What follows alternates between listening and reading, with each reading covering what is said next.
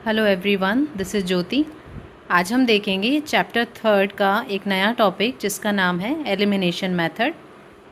इस मेथड को समझने के लिए हम एक एग्जाम्पल लेते हैं। ये एग्जाम्पल हमने अपनी प्रीवियस वीडियो में भी सॉल्व किया है एक नए मेथड से जिसका नाम है सब्स्टिट्यूशन मेथड। अब इसी एग्जाम्पल को हम एलिमिनेशन मेथड से सॉल्व करेंगे।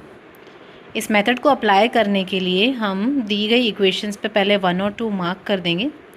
उसके बाद हम देखेंगे कि कौन सा वेरिएबल हम एलिमिनेट कर सकते हैं, क्योंकि मेथड का नाम एलिमिनेशन मेथड है। तो यहाँ पे हमें एक वेरिएबल को एलिमिनेट करना है, या तो हम x को एलिमिनेट करेंगे या फिर y को एलिमिनेट करेंगे, ये हमारी चॉइस है। इसके लिए हम दोनों दी गई इक्वेशंस को ऐड कर सकते हैं, एक इक्वेशन में से दूसरी इक्वेशन को सब्ट्रैक्ट कर सकते हैं। यहाँ हम देख रहे हैं कि अगर मैं इक्वेशन फर्स्ट और सेकेंड को ऐड करूँ तो ये प्लस का y और माइनस का y एलिमिनेट हो जाएगा, कैंसिल हो जाएगा। इसलिए हम यहाँ पे दोनों इक्वेशंस को ऐड करेंगे। तो हम पहले फर्स्ट इक्वेशन को लिखेंगे as it is x plus y is equal to 5। दूसरी इक्वेशन को लिखेंगे x minus y is equal to 1। y cancel out हो गया, प्लस y और माइनस y, x और x ऐड होके 2x बन गए, 5 और 1 ऐड होके 6 बन गया, 2x is equal to 6। x की वैल्यू के लिए 2 को इधर ट्रांसफ़र करेंगे, 2 इधर मल्टीप्लाई में है, इस साइड में डिवीजन में आ जाएगा, 6/2 हो जाएगा 3। तो x की वैल्यू हमारे पास में आ गई 3। अब हमारे पास में x की या y की जो भी वैल्यू इक्वेशन को ऐड करने पे या सब्ट्रैक्ट करने पे आती है, उस वैल्यू को हम इन दोनों दी गई इक्वेशन में से किसी भी एक इक्वेशन में पुट कर सकते हैं। तो हमारे पास में दूसरे वाले वेरिएबल की वैल्यू आ जाएगी। जैसे अगर हमारे पास में x की वैल्यू 3 है तो इस वैल्यू को आप फर्स्ट या सेकंड में से किसी में भी पुट कर सकते हैं, आपके पास में y की वैल्यू आ जाएगी और वो सेम आएगी। तो मैं इक्वेशन फर्स्ट के अंदर x is equal to 3 put कर रही हूँ। इक्वेशन फर्स्ट है x plus y is equal to 5, तो x की जगह अगर हम 3 लिखें तो ये हो जाएगा 3 plus y is equal to 5। y की वैल्यू के लिए 3 को उधर ट्रांसफ़र करेंगे, ये हो जाएगा 5 माइनस 3 और y की वैल्यू आ जाएगी 2। अगर आपको याद हो तो मेरे लास्ट वीडियो में जब हमने सब्स्टिट्यूशन मेथड लगाया था वहाँ पे भी x और y की यही वैल्यूज़ आई थी। तो ये हमारे पास में इन दी गई इक्वेशंस का सॉल्यूशन आ गया 3 and 2। ओके, मेथड को और अच्छे से समझने के लिए हम एक और एग्जांपल लेते हैं। एक इक्वेशन है 2x plus 3y is equal to 5 और दूसरी इक्वेशन है 4x plus y is equal to 5। Okay, एक इक्वेशन को हम 1 मार्क कर देते हैं और दूसरी इक्वेशन को 2 मार्क कर देते हैं। यहाँ पे हम देख सकते हैं, हम अगर इन दोनों इक्वेशंस को ऐड करें तब भी कोई वेरिएबल कैंसिल नहीं होगा। अगर हम एक इक्वेशन में से दूसरी इक्वेशन को सब्ट्रैक्ट करें तब भी कोई वेरिएबल कैंसिल नहीं होगा।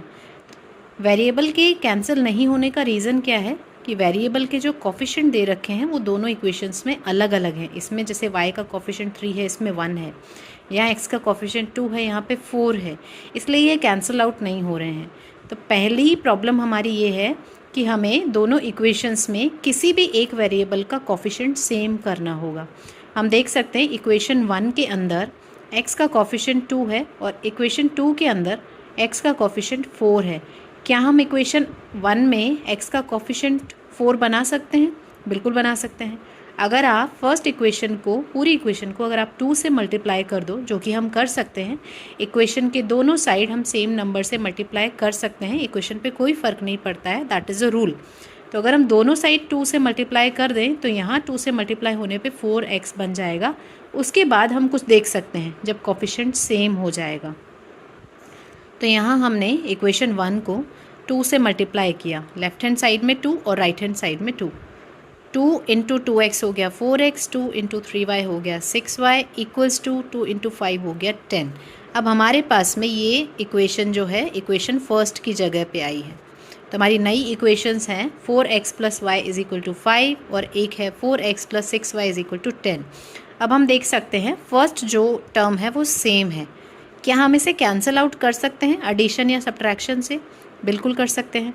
अगर हम इक्वेशन सेकंड में से इक्वेशन थर्ड को माइनस कर दें तो ये प्लस का 4x होगा, ये माइनस का 4x होगा, कैंसिल आउट हो जाएगा। या फिर आप ऐसा कह सकते हो इक्वेशन थर्ड में से आप इक्वेशन 2 को माइनस कर दो। दोनों ही तरीके से हम इसे कर सकते हैं।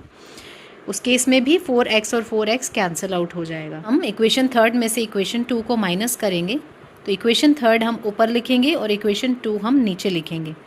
जब भी हम सब्ट्रैक्ट करते हैं तो नीचे वाली इक्वेशंस की सारी टर्म्स के साइन हम चेंज कर देते हैं। अगर प्लस का है तो माइनस कर देते हैं, माइनस है तो प्लस कर देते हैं।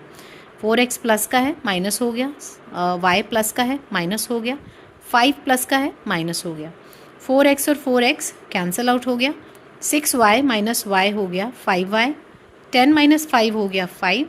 y की वैल्यू के लिए 5 को इधर ट्रांसफ़र करेंगे जो कि डिवीजन में जाएगा, 5/5 हो जाएगा 1। तो y की वैल्यू आ गई 1। अब इस वैल्यू को आप किसी भी एक इक्वेशन में पुट कर सकते हैं। हमारे पास में x y में 3 इक्वेशन है, 1 2 एंड 3। आपके पास ऑप्शन है, आप किसी में भी पुट कर सकते हैं।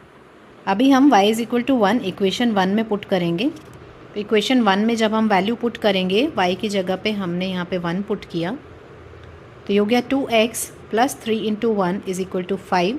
3 × 1 हो गया 3, तो हो गया 2x + 3 = 5। 2x 3 को उधर ट्रांसफ़र करेंगे, माइनस का 3 हो जाएगा, 5 - 3 हो जाएगा 2। इक्वेशन बनेगी 2x = 2। अब x की वैल्यू के लिए इस 2 को मल्टीप्लिकेशन से इधर ट्रांसफ़र करेंगे तो डिवीजन में जाएगा और 2/2 हो जाएगा 1। तो x की वैल्यू आ जाएगी 1। तो हमारे पास में x भी 1 आया है और y भी 1 आया है। हम अपने आंसर को चेक करने के लिए दी गई इक्वेशंस में पुट करके वेरीफाई कर सकते हैं। तो आंसर को चेक करके देखते हैं। ये हमारी दी गई इक्वेशंस थी और ये हमारा सॉल्यूशन आया। x की वैल्यू भी 1, y की वैल्यू भी 1। अगर आप यहाँ 1 पुट करोगे, यहाँ 1 पुट करोगे तो 2 1 से मल्टीप्लाई होके 2 बन जाएगा, 3 भी 1 से मल्टीप्लाई होके 3 बन जाएगा। 2 + 3 5 होता है, इट इज़ ट्रू। अगर सेकेंड इक्वेशन में 1 1 पुट करें, x की जगह आपने 1 रखा तो 4 × 1 हो जाएगा 4, प्लस y की जगह भी 1 रखा तो ये हो गया 1, 4 + 1 हो जाएगा 5। तो ये भी एक ट्रू इक्वेशन आ रही है। दोनों इक्वेशन दी गए सॉल्यूशन से सेटिस्फाई हो रही हैं, इसका मतलब हमारा आंसर करेक्ट है। तो बेसिकली आपको करना क्या है एलिमिनेशन मेथड में, आपको ये चेक करना है कि दोनों इक्वेशंस में किसी भी एक वेरिएबल की टर्म कंप्लीटली सेम होनी चाहिए, उसके कोफिशिएंट सेम होने चाहिए। अगर कोफिशिएंट ऑलरेडी सेम है तो उस केस में हमें देखना है कि इन दोनों इक्वेशंस को ऐड करने से एक टर्म कैंसिल हो रही है या फिर सब्ट्रैक्ट करने से कैंसिल हो रही है। दूसरी बात, अगर दोनों ही वेरिएबल्स के कोफिशिएंट अलग अलग हैं तो उस केस में हमें पहले एक वेरिएबल का, किसी भी एक वेरिएबल का कोफिशिएंट सेम बनाना होता है, जो हमें ज़्यादा इजी लगता है कैलकुलेशन में। उसके लिए हम दी गई दोनों इक्वेशंस को किसी भी नंबर से दोनों साइड में मल्टीप्लाई कर सकते हैं, उसके बाद हम एडिशन सब्ट्रैक्शन लगा सकते हैं। अगर आपको मेरा वीडियो पसंद आया तो प्लीज़ इसे लाइक कीजिए, कंटिन्यू करने के लिए मेरे चैनल को सब्सक्राइब कीजिए और इस तरीके के वीडियोस के नोटिफिकेशन आपको टाइम से मिलते रहें, इसके लिए बेल आइकन को प्रेस कीजिए और जिन लोगों को इसकी ज़रूरत है उनके साथ में शेयर कीजिए। Thank you so much for watching.